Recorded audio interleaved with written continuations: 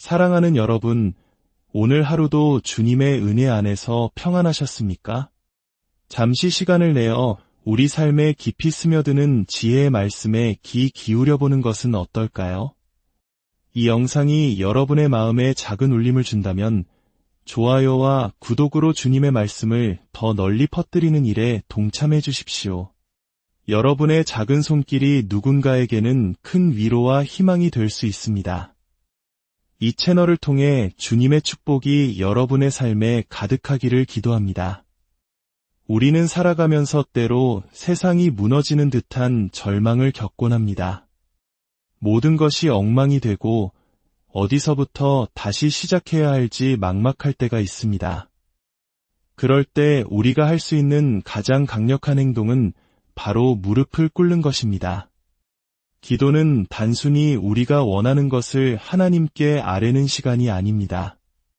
기도는 하나님의 능력이 우리의 현실이 되는 통로이며 보이지 않는 하나님의 약속을 우리 삶 속으로 가져오는 믿음의 손길입니다. 오늘 우리는 구약 성경에 등장하는 위대한 선지자 엘리야의 이야기를 통해 기도의 진정한 힘이 무엇인지 함께 나누어 보고자 합니다. 혹시 텔레비전에서 거대한 코끼리를 순식간에 사라지게 하는 마술을 보신 적이 있습니까? 마술사는 거대한 상자 안에 코끼리를 넣고 잠시 후 문을 열면 코끼리는 감쪽같이 사라져 있습니다. 관객들은 경탄하지만 사실 거기에는 정교하게 계산된 속임수가 숨어 있습니다. 배경과 똑같은 천으로 코끼리를 가리고 관객의 시선을 다른 곳으로 돌리는 것이죠. 하지만 지금부터 우리가 함께 살펴볼 갈멜산 위에서 일어난 사건은 그런 눈속임이나 환상이 아니었습니다. 이것은 진짜였습니다. 엘리야는 모든 사람이 이것이 하나님의 살아있는 능력임을 아주 가까이에서 똑똑히 보기를 원했습니다. 그래서 그는 사람들을 향해 외칩니다. 모두 내게로 가까이 오시오. 이야기의 배경은 이러합니다. 당시 이스라엘은 극심한 가뭄과 영적 기근에 시달리고 있었습니다. 아합 왕과 그의 아내 이세벨은 바알이라는 우상을 섬기며 백성들을 하나님으로부터 멀어지게 만들었습니다. 백성들은 하나님과 바알 사이에서 머뭇거리며 누구를 섬겨야 할지 갈피를 잡지 못하고 있었습니다. 바로 그때 엘리야가 갈멜산 위에서 바알의 선지자 450명과 영적 대결을 벌이게 된 것입니다.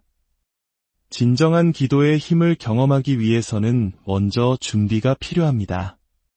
엘리야가 가장 먼저 한 일은 무엇이었을까요? 바로 무너진 여호와의 제단을 수리하는 것이었습니다. 제단은 하나님과의 만남, 하나님과의 약속을 상징하는 장소입니다. 그러나 백성들은 하나님과의 언약을 저버리고 그 제단을 허물어 버렸습니다.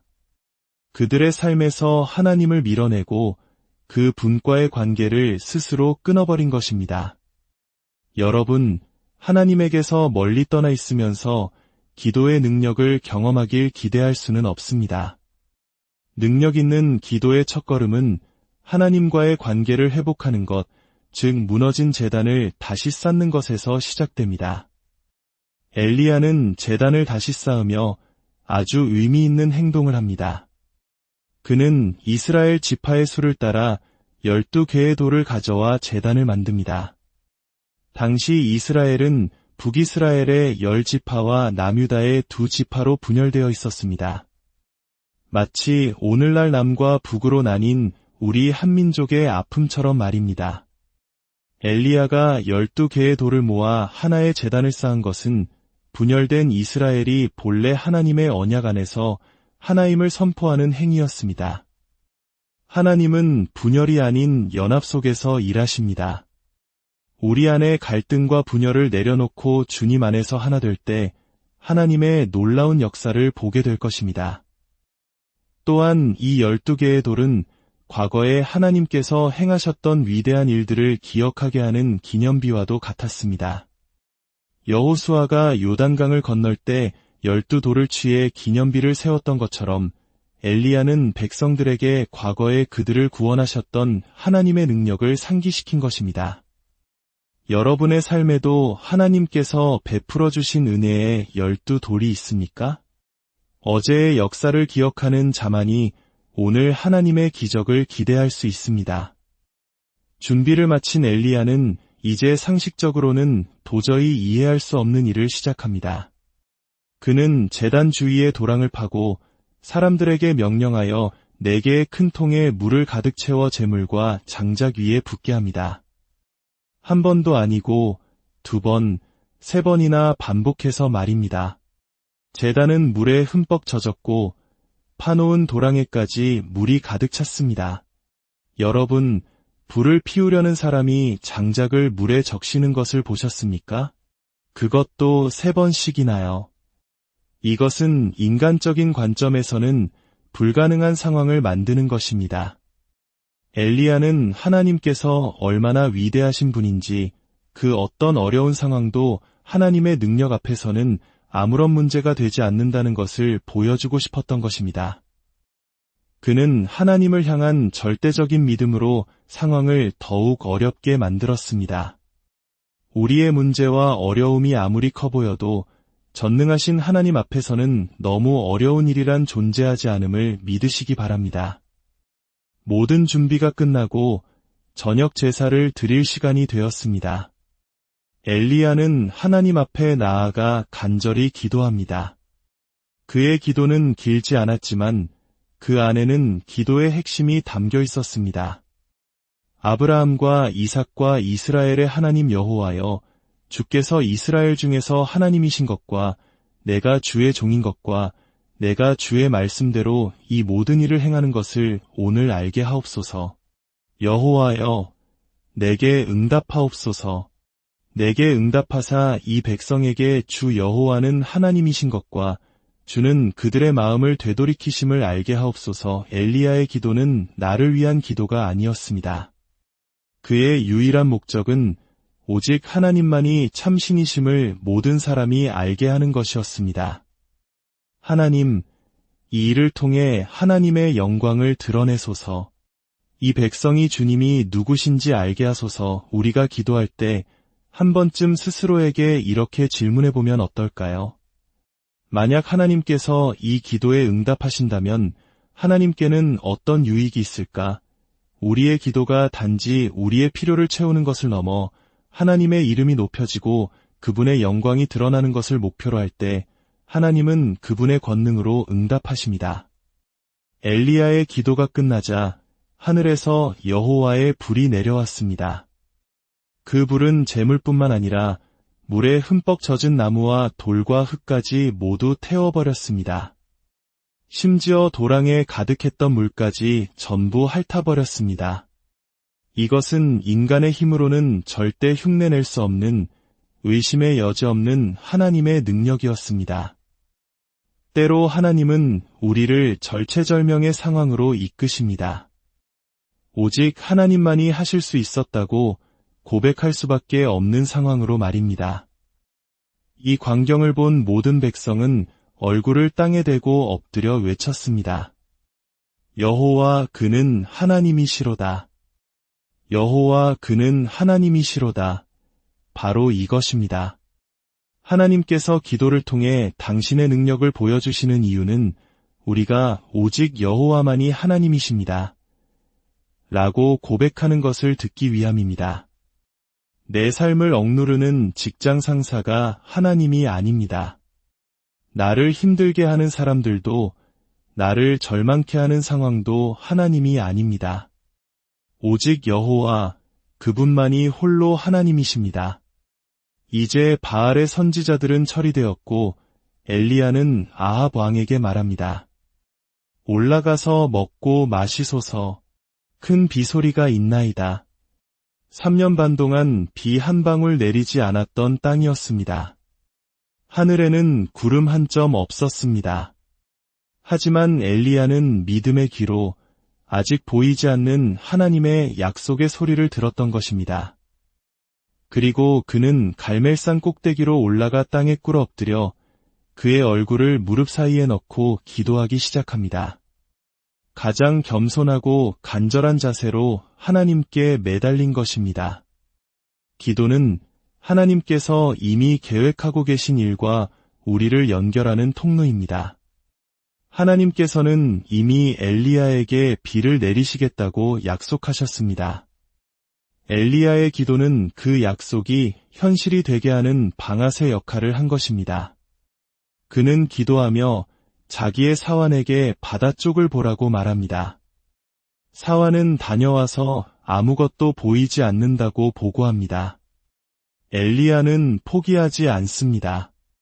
그는 사환에게 7번까지 다시 가보라고 말합니다. 여기서 우리는 중요한 기도의 원리를 배웁니다. 언제까지 기도해야 할까요? 응답을 받을 때까지입니다. 하나님께서 아니라고 말씀하시지 않는 한 우리는 그분의 응답을 기다리며 계속해서 기도해야 합니다. 7번째에 이르렀을 때 사환이 돌아와 말합니다. 바다에서 사람의 손만 한 작은 구름이 일어나나이다. 여러분, 보십시오.